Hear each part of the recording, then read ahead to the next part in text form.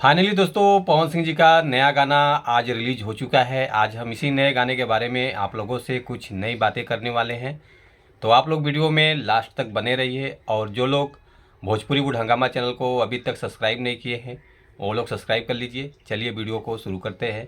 नमस्कार दोस्तों, मैं हूं सतीश। आज हम पवन सिंह जी के नए गाने के बारे में आप लोगों से कुछ नई बातें बताने वाला हूं, जो कि नए गाने का बोल जो है कौन ठगवा नगरिया लूटल हो, जो कि बहुत सुपर डुपर हिट गाना है। और ये गाना सेट सॉन्ग लॉन्च हुआ है, जो कि इस गाने को गाए हैं पवन सिंह जी।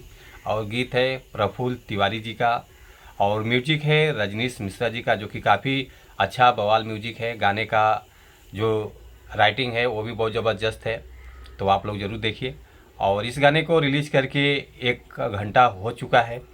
1 घंटे में जो गाने का रिस्पॉन्स आया हुआ है 9,000 व्यूज़ आ चुका है, और लाइक आया है 3,100, कमेंट आया है 286।